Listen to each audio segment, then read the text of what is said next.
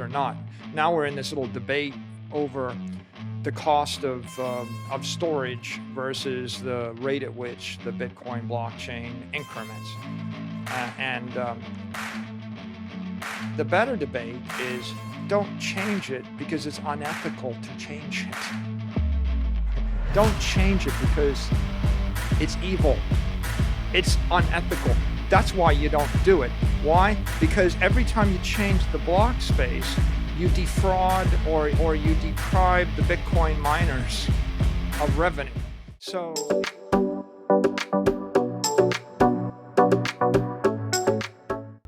안녕하세요. 브록의 나의 행복한 은퇴를 꿈꾸는 파이족 스테이션 운영자 랍샷입니다. 이번 영상은 비트코인의 중요한 역사인 블록 사이즈 워라는 주제로 이야기를 해보겠습니다. 또한 구독자님들이 쉽게 들을 수 있도록 오디오북도 제작해봤습니다. 시간 날 때마다 나머지 챕터도 만들어서 업로드하도록 하겠습니다. 비트코인 블록 사이즈 1은 2015년부터 2017년까지 비트코인 네트워크의 확장성 문제를 해결하기 위한 최적의 방법을 둘러싸고 벌어진 격렬한 논쟁이었습니다. 이 논쟁은 비트코인 커뮤니티를 크게 두 개의 진영으로 나뉘게 했고 결국 2017년 8월 비트코인 캐시라는 하드포크로 이어졌습니다. 비트코인 블록은 거래 정보를 저장하는 단위입니다. 당시 블록 크기는 1MB로 제한되어 있었고 비트코인의 인기가 높아짐에 따라 거래량 증가는 블록 공간 부족 문제를 야기했습니다. 이에 빅블록 진영은 블록 크기를 늘려 더 많은 거래를 처리해야 한다고 주장했습니다. 이에 반해 스몰 블록 진영은 블록 크기 증가는 네트워크의 중앙 집중화와 보안 취약성을 초래할 수 있다고 주장했습니다. 빅블록 진영은 블록 크기 증가는 거래 처리 속도 향상과 수수료 감소로 이어지고 스몰 블록 진영이 우려하는 중앙 집중화 문제는 기술 발전으로 해결 가능하다고 주장했습니다. 또한 스몰 블록 진영의 제한은 비트코인의 확장성을 제한하고 성장을 저해한다고 비판했습니다. 스몰 블록 진영은 블록 크기 증가는 네트워크 유지 관리 비용 증가와 노드 접근성 저하를 초래하고 중앙 집중화는 비트코인의 핵심 가치인 분산성을 위협한다고 주장했습니다. 마지막으로 레이어 2 솔루션인 세그윌, 라이트닝 네트워크 등을 통해 확장성 문제를 해결할 수 있다고 했습니다. 2017년 8월 빅블록 진영은 비트코인 코어 프로토콜로부터 하드포크를 진행하여 비트코인 캐시를 출시했습니다. 비트코인 캐시는 블록 크기를 8메가로 늘렸고 현재는 32MB까지 늘어났습니다. 저는 그 당시에 비트코인에 대해 전혀 관심이 없었기 때문에 블록 사이즈 워를 직접 경험해보지는 못했습니다. 하지만 직접 경험한 비트코인 맥시분들의 이야기를 들어보면 비트코인이 없어질 수도 있는 살벌한 분위기였다고 합니다. 어떤 분야든지 외부 이적과 싸우는 것보다 내전이 더 치열하고 쌀벌하다는 것은 종교전쟁과 같은 역사적인 사건을 통해 우리는 배울 수 있습니다. 비트코인 블록 사이즈 1은 비트코인의 미래 방향을 결정하는 중요한 사건이었습니다. 이 논쟁으로 비트코인 커뮤니티를 분열시켰지만 동시에 비트코인 확장성 문제 해결을 위한 다양한 솔루션 개발을 촉진했습니다.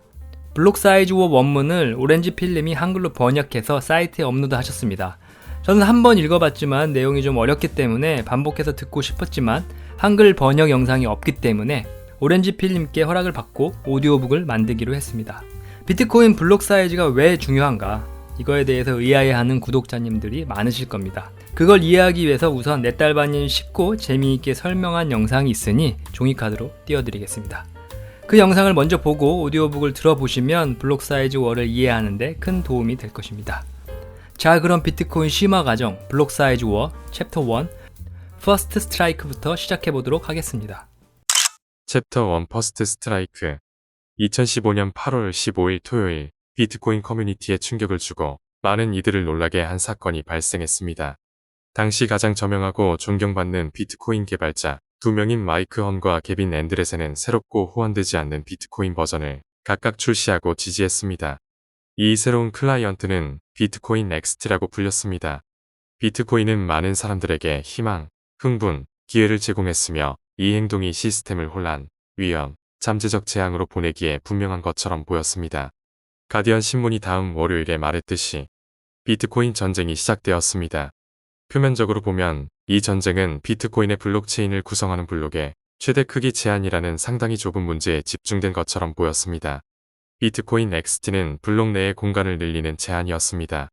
2015년에는 블록 크기 제한이 1MB였고 비트코인 넥스트는 이 제한을 8MB로 늘리고 2036년까지 2년마다 2배씩 늘리려 했습니다. 그때 제한은 대략 8000MB가 될 것이었습니다. 이러한 이유는 시스템이 인기를 얻음에 따라 블록이 커지고 있었으며 블록 크기 제한에 다가가고 있어 꽉 찬 블록이 나올 수 있었기 때문이었습니다. 증가를 지지하는 사람들은 비트코인이 확장되고 저렴한 글로벌 결제 시스템이 될 수 있도록 더 높은 용량이 필요하다고 주장했습니다. 그들은 제한이 정기적으로 도달하면 네트워크 사용이 어려워지고 비쌀 수 있으며 시스템의 성장 전망에 해를 끼칠 것이라고 우려했습니다. 개빈과 마이크에게는 사용자들이 네트워크에서 배제될 수 있는 위기로 가고 있으며 조치가 필요했습니다. 개빈과 마이크의 반대자들은 호환되지 않는 클라이언트의 출시를 우려하며 이것이 네트워크를 둘로 나눌 수 있어 혼란과 혼돈을 일으킬 수 있다고 두려워했습니다. 이 블록 크기 문제로 인한 전쟁은 앞으로 2해 동안 생태계를 산산조각내고 분열시킬 것이었습니다. 전쟁이 진행됨에 따라 싸움은 블록의 최대 크기만큼 간단한 것이 아니라 비트코인의 DNA의 핵심에까지 이르는 것으로 나타났습니다. 논쟁은 본질적으로 다음과 같은 4가지 상호 관련된 문제에 관한 것이었습니다. 첫째, 각 비트코인 블록에서 사용 가능한 블록 공간의 수준. 본질적으로 블록 내에서 사용 가능한 과잉 용량이 있어야 할지 아니면 지속적으로 가득 찬 블록이어야 할지에 대한 문제입니다. 둘째, 비트코인 프로토콜의 규칙을 어떻게 변경할 것인지. 비트코인 블록의 유효성에 대한 규칙이 상대적으로 쉽게 변경되어야 하는지 아니면 더 강건해야 하고 예외적인 상황에서만 변경되어야 하며 관심 있는 모든 당사자로부터 넓은 지지를 받아야 하는지에 대한 문제입니다. 셋째, 일반 사용자의 노드의 중요성. 일반 최종 사용자의 검증 노드가 비트코인의 프로토콜 규칙을 집행하는데 어느 정도 또는 어떤 정도로 영향을 미칠 수 있는지에 대한 문제입니다. 넷째, 시간 선호. 비트코인이 단기간에 시장 점유율을 높이는 것을 우선시해야 하는 기술 스타트업과 같은 것인지 아니면 장기 프로젝트로서 새로운 글로벌 화폐로서 결정을 내릴 때 수십 년 앞을 생각해야 하는 것인지에 대한 문제입니다. 그러나 이 시점에서는 대부분의 관심이 블록 크기 제한이라는 좁은 문제에 집중되어 있었습니다. 커뮤니티 내에서는 1MB 제한이 너무 작다는 것에 거의 일치하는 의견이 있었습니다. 그러나 그것이 어떻게 되어야 하는지 또는 어떻게 변경해야 하는지에 대한 합의는 없었습니다. 대부분의 사람들은 또한 비트코인 XT에서 제한된 증가가 너무 과격하다고 느끼며 더 온건한 것이 필요하다고 생각하는 것 같았습니다. 이 전쟁에서의 첫 수는 마이크와 개빈이 시작했으며 그들은 이 충돌에서 소위 큰 블록 쪽 진영에 속해 있었습니다. 그들은 첫 번째 수를 둬야 했습니다. 결국 그들의 반대자들은 현 상태를 유지하길 원했기 때문입니다. 마이크와 개빈은 몇 달 전에 이 제안을 했으나 2015년 8월에 클라이언트가 공식적으로 출시되고 사람들이 이를 실행하도록 권장했기 때문에 이때부터 우리는 정식적으로 적대 행위가 시작되었다고 간주합니다. 이것이 마이크와 개빈이 그들이 하고 있는 것을 적대 행위로 간주하거나 부정하게 행동했다는 의미는 아닙니다. 전쟁은 단순히 이 책에서 제가 그것을 표현하는 방식일 뿐입니다. 비트코인 XT는 비트코인 개선 제한 100일의 소프트웨어 구현이었으며 블록 크기 제한을 늘리기 위한 많은 제안 중 하나였습니다. 이 제안은 처음으로 2015년 6월 22일에 개빈 안드레센에 의해 공식적으로 발표되었습니다. 소프트웨어는 단순히 제한을 늘릴 수만 있는 것이 아니었습니다. 새로운 규칙을 비트코인 네트워크 자체가 채택하도록 하기 위한 활성화 방법이 필요했습니다. 이 경우에 선택된 활성화 방법은 플래그 데이와 채굴 신호 인계값으로 구성되었습니다. 가장 빠른 활성화 시점은 2016년 1월 11일로 약 5개월 후였습니다. 또한 활성화에는 비트코인 채굴자들의 투표가 필요했습니다. 채굴자들은 제안을 위해 업그레이드했다는 것을 나타내기 위해 그들이 생성한 블록 내부에서 신호를 보내야 했습니다. 만약 750개의 블록이 지지를 표시하면 어떤 1000블록 롤링창에서든 업그레이드가 활성화될 것입니다. 이후에는 규칙이 적용되기 전에 2주의 유예 기간이 있을 것이고 블록 크기 제한이 마침내 증가할 것입니다. 만약 채굴자들이 이 75%의 인계값을 달성하지 못하면 제한은 실패로 간주될 것입니다. 비트코인 XT 소프트웨어는 네트워크에 대한 호환되지 않는 업그레이드였기 때문에 소위 작은 블록 진영 내에서 매우 논란이 되었습니다. 본질적으로 이것은 모든 규칙을 검증하는 비트코인 노드를 운영하는 사람이라면 그들의 소프트웨어를 업그레이드해야 한다는 것을 의미합니다.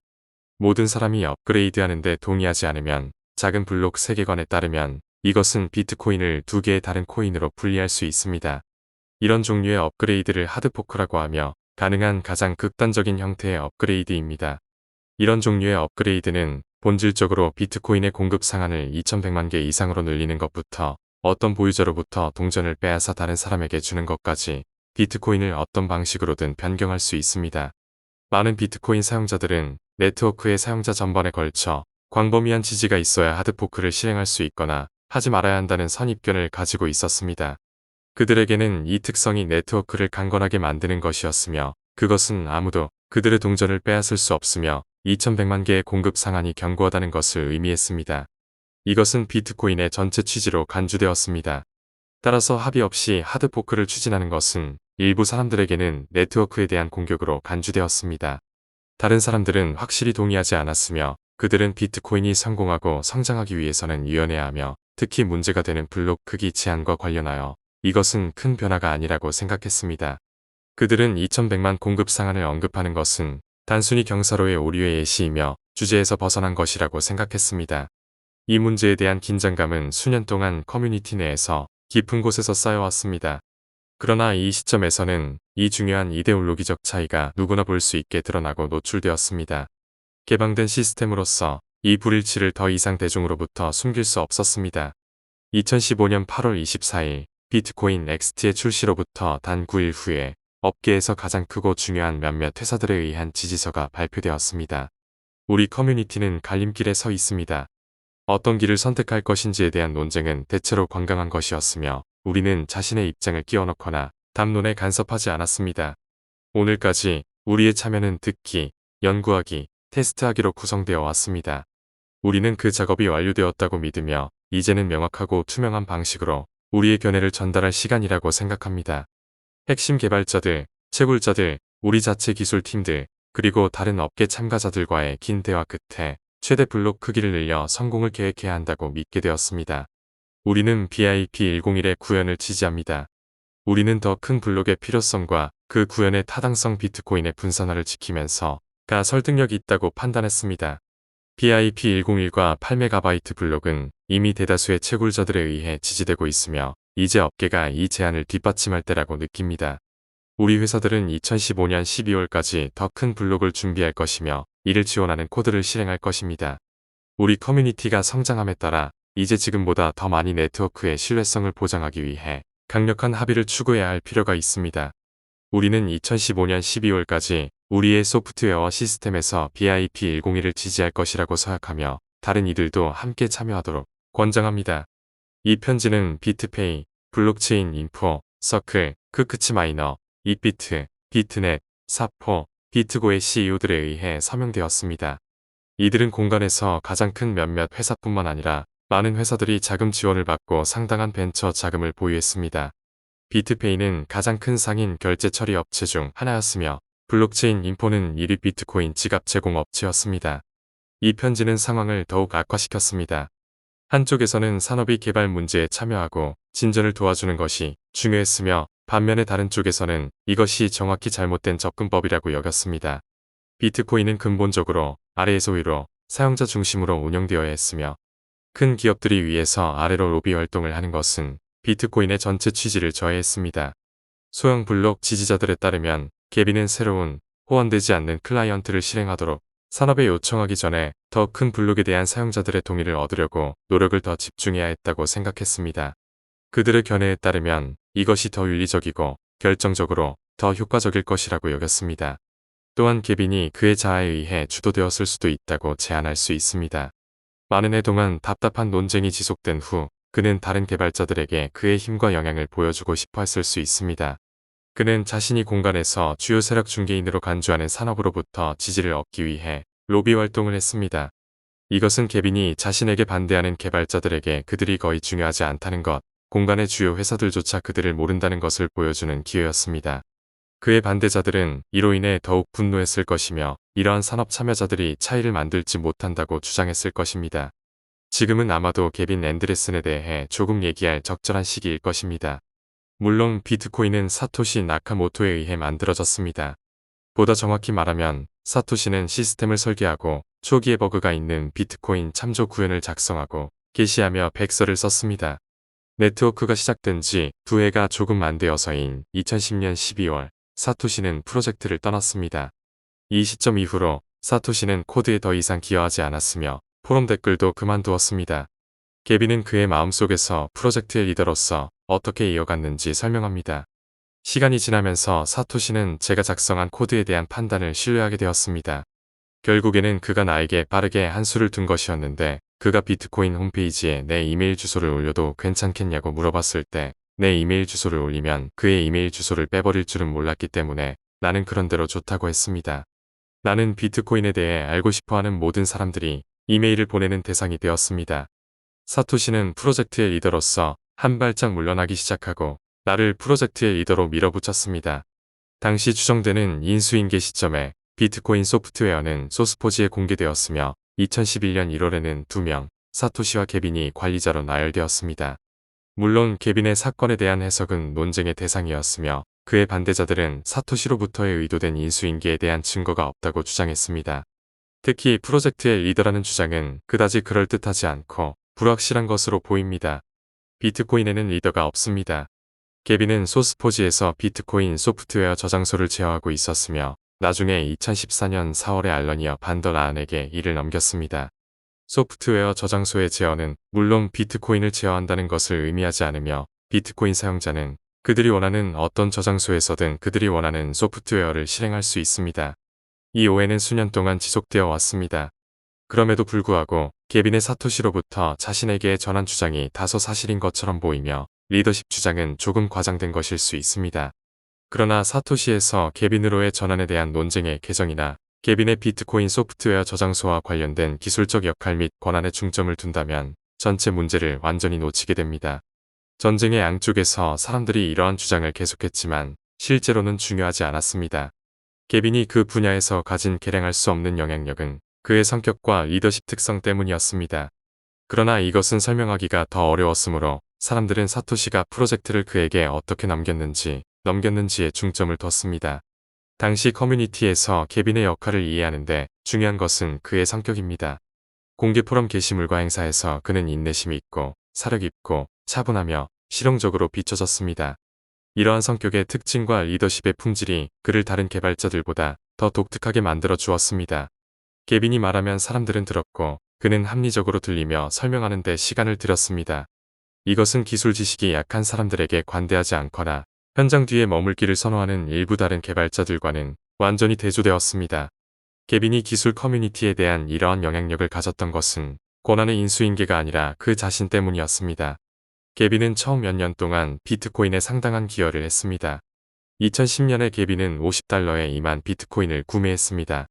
그 후 그는 비트코인 수도꼭지, 즉 비트코인을 나눠주는 웹사이트를 만들었습니다. 사람들은 캡처를 완료하기만 하면 약 5BTC를 무료로 받을 수 있었습니다. 이는 초기 단계에서 코인을 많은 수의 사람들에게 분배함으로써 네트워크의 성공에 크게 기여했습니다.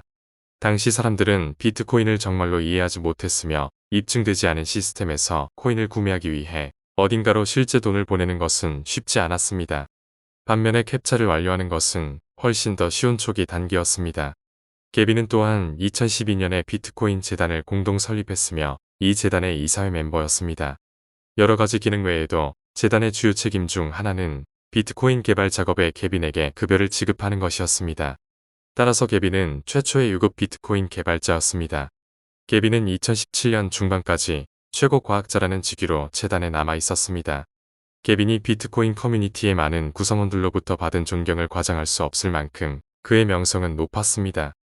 많은 사람들이 그를 주요 인물로 여겼습니다. 기술 커뮤니티에서는 깊고 숨겨진 논쟁이 일어났지만 이 분야의 일반 관찰자들은 이러한 논쟁에 대해 많이 알지 못했습니다. 많은 사람들에게 케빈은 이 분야의 매우 중요한 인물이었습니다. 이러한 맥락에서 케빈이 마이크의 비트코인 XT를 지지하고 사용자들에게 이를 실행하도록 권장한 결정을 판단해야 합니다. 그것은 케빈이 누구인지로 인해 폭탄 같은 순간이었습니다. 다른 누군가가 그렇게 했다면 영향력은 그렇게 중요하지 않았을 것이고 이후에 일어난 사건들은 발생하지 않았을 것입니다. 마이크 언도 물론 초기 비트코인 개발자로 구글에서 근무하면서 20%의 여가 프로젝트로 비트코인 작업을 처음 시작했습니다. 그러나 마이크는 케빈만큼 주요 참조 구현에 참여하지 않았습니다. 그는 케빈보다 외부인이자 위험 추구자로 보였으며 케빈은 더 보수적이고 온건하며 합의를 이끌어내는 인물로 비쳤습니다. 마이크는 당시에 모바일 지갑이 가능하게 만든 비트코인 프로토콜을 사용하기 위한 자바 라이브러리인 비트코인에 많은 작업을 했습니다. 이는 분명히 이 분야에 중요하고 인상적인 기여였습니다. 그의 개성과 기술적 배경은 비트코인 XT 프로젝트를 케빈과 함께 밀어붙이는 데 독특한 요소를 추가했습니다. 그의 대담한 접근 방식은 일부 커뮤니티 구성원들에게는 흥미롭고 새로운 시각을 제공했지만 다른 일부에게는 걱정거리가 되기도 했습니다. 이 두 인물이 합치면서 그들의 고유한 성격과 능력이 서로 보완되면서 비트코인의 미래에 대한 중요한 논쟁이 복잡하게 얽혀 있었습니다. 2015년 8월 전쟁이 격화되면서 소셜미디어에서의 전투가 그 어디보다도 격렬하고 적대적이었습니다. 당시 비트코인을 논의하는 두 주요 플랫폼은 비트코인 톡 포럼과 비트코인 서브레딧, 알비트코인이었습니다. 레디트와 비트코인 톡에서의 논쟁은 잠시 동안 격화되고 있었으나 비트코인 XT의 출시는 논쟁의 악화된 성격을 정말 가속화시켰습니다. 일반적으로 대부분의 게시물은 더 큰 블록을 지지하고 있었습니다. 더 큰 블록 메시지는 명확하고 단순했습니다. 비트코인은 더 많은 용량이 필요했습니다. 일반 관찰자에게는 이에 대한 반박이 대체로 매우 복잡하고 다소 혼란스러워 보였습니다. 그리고 이거 뒤에 1MB는 그저 낮은 숫자처럼 보였고 컴퓨터 과학의 역사는 용량이 기하급수적으로 성장하는 것에 관한 것이었습니다. 많은 이들이 좌절하면서 2015년 여름에는 비트코인 포럼이 더 큰 블록 지지와 호환되지 않는 클라이언트 지지의 게시물로 가득 찼습니다. 반복되는 게시물이 너무 많아 다른 비트코인 관련 뉴스를 찾기가 더 어려워졌습니다. 결과적으로 이러한 포럼에서의 중재가 강화되었습니다. 이러한 중재는 일부 더 큰 블록 지지자들을 더욱 분노시키는 것처럼 보였습니다. 그들의 관점에서 중재 정책 또는 그들이 보기에 검열은 비트코인의 확장을 막고 있었습니다. 비트코인 톡과 알비트코인은 둘 다 데이모스라는 사용자명을 가진 동일한 사람이 제어하고 있었습니다. 그의 실명은 마이클 마쿼트입니다. 데이모스는 초기에 이 분야의 선구자였으며 비트코인 잇과 두 주요 포럼을 모두 관리하고 있었습니다. 데이모스는 또한 비트코인 거래 정보를 볼 수 있는 웹페이지인 첫 번째 블록 탐색 웹사이트도 만들었습니다. 이것은 이 분야의 초기 발전과 사람들에게 비트코인 작동 방식을 교육하는 데 중요했습니다. 그의 블록 탐색 웹사이트인 블로깃플로러.com은 2011년경 블록체인 인포의 혁신적이고 우수한 그래픽 때문에 뒤지게 되었습니다. 데이모스는 주로 더 작은 블록 쪽을 지지하는 것처럼 보였으며 적어도 호환되지 않는 클라이언트를 실행하기 전에 커뮤니티 전반에 걸친 널리 퍼진 합의가 현명하다는 그 측면에서였습니다. 2015년 8월 17일 비트코인 XT의 공식 출시 이틀 후 데이모스는 새로운 레디트 중재 정책을 발표했습니다. 이 정책은 극도로 논란이 되고 분열을 일으키는 것으로 판명되었습니다. 비트코인 XT 클라이언트의 출시는 또한 게시물 수의 큰 증가를 촉발시키고 이러한 게시물의 공격적인 중재가 필요하게 하여 설명을 요구하였습니다. 알비트코인은 비트코인을 위해 존재합니다.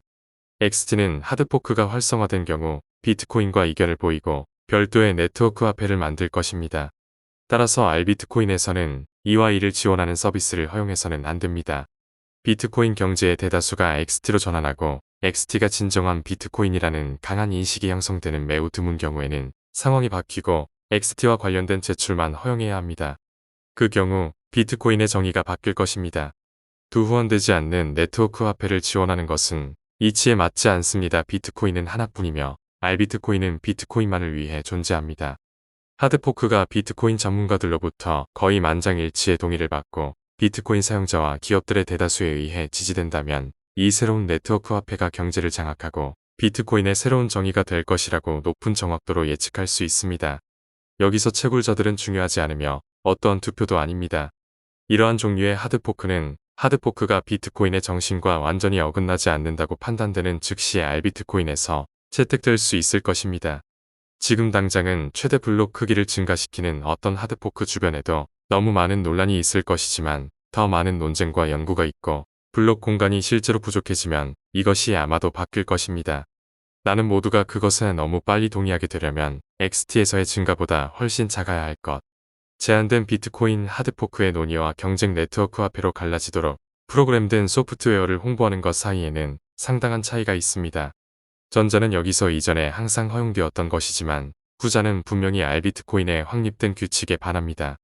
비트코인의 기술은 사람들이 무엇을 하든 계속 잘 작동할 것이지만 비트코인을 이렇게 분할하려는 시도조차도 비트코인 생태계와 경제에 해를 끼칠 것입니다. 알비트코인 사용자의 90%가 이러한 정책을 참을 수 없다고 생각한다면 저는 이 알비트코인 사용자의 90%가 떠났길 원합니다. 알비트코인과 이러한 사람들 모두 그것으로 인해 더 행복해질 것입니다. 저는 이러한 사람들이 규칙을 어기는 스레드를 만들거나 변화를 요구하거나 업보트를 요청하거나 중재자에 대한 인격 공격을 하는 등의 행동을 하길 원하지 않습니다.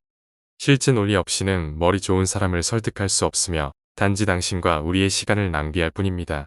블록 크기와 중재 논의에 대한 임시 규칙은 어떤 부분에서는 알비트코인을 실제로 떠나야 할 사람들에게 그렇게 하도록 장려하기 위해 설계되었습니다. 그래서 알비트코인은 평화롭게 비트코인 뉴스에 대한 논의로 돌아갈 수 있습니다. 비트코인 서브레딧에 대한 새로운 규칙은 상당히 명확했습니다. 비트코인 XT가 사용자들 사이에서 합의를 얻지 못하고 호환되지 않는 변화였으므로 그 결과 새로운 코인이 생길 것이므로 이 소프트웨어의 홍보는 서브레딧에서 금지되었습니다. 이것은 소위 큰 블록 지지자들 중 많은 이들을 명확히 불쾌하게 했습니다. 그들에게 비트코인 레디트는 커뮤니티 내에서 주요 토론 포럼이었으며 이 포럼에서 원하는 변화를 위해 로비 활동을 하는 것이 바로 그들이 이러한 변화가 일어나는 방식으로 상상한 것이었습니다. 검열 반대 논리가 힘을 얻기 시작했고 상당히 설득력 있게 판명되었습니다. 합의 부족으로 인해 변화를 위해 운동을 할 수 없다면 어떻게 우리는 언젠가 합의에 도달하게 될 것인가요? 그것은 딜레마였습니다. 데이모스는 언제 우리가 합의에 도달하게 되는지 결정하는 사람이 누구인가요? 비트코인은 그의 것만큼이나 제 것입니다. 그들이 좋은 논리가 있다면 왜 검열에 의존해야 하나요? 비트코인이 이러한 검열을 요구할 정도로 허약하다면 비트코인은 상당히 약하고 쓸모없어야 합니다. 그들이 비트코인 XT를 금지하려 한다면 따라서 그것은 좋은 것이어야 합니다. 데이모스에 대한 분노의 정도를 정말 이해하려면 비트코인 사용자들 중 많은 이들이 누구인지 적어도 이 논쟁을 따라가기 충분히 열정적인 사람들은 누구인지 고려해야 합니다. 그들은 일반적으로 자유연설을 강력히 지지하는 무정부자본주의자나 자유지상주의자였습니다. 커뮤니티에 이 부분과 어울리는 반검열 메시지가 왜 퍼지는지 쉽게 이해할 수 있었습니다. 동시에 많은 사람들이 기존 금융 시스템에 불만을 느껴 비트코인에 가입했습니다. 중앙은행은 많은 비트코인 사용자들이 강력하게 반대하는 정책, 예를 들어 양적 완화 프로그램이나 다른 확장적 통화 정책을 추진했습니다. 비트코인 사용자들은 일반적으로 이러한 정책에 대한 반대 의견을 표명할 때 그들의 의견이 무시되거나 무의미하게 여겨진다고 느꼈습니다. 이것이 많은 이들이 처음에 비트코인 사용자가 된 이유입니다. 그들은 이번에는 우리의 돈이지 그들의 돈이 아니라고 느꼈습니다. 이번에는 우리의 의견이 중요하게 여겨질 것입니다. 비트코인에서 그들의 목소리가 침묵당한 것에 대한 그들의 좌절감과 분노 수준은 따라서 엄청났습니다. 이 검열 정책의 결과로 비트코인 커뮤니티는 둘로 갈라졌습니다. 큰 블록 지지자들은 점차 대한 비트코인 서브레딧인 RBTC로 이동했습니다. 그들은 또한 비트코인 톡을 점차 떠나 비트호민과 같은 대한 포럼으로 이동했습니다. 측면 간의 참여 수준이 점차 줄어들고 사람들은 자신들이 동의하는 사람들과 더 많은 시간을 보내게 되었습니다.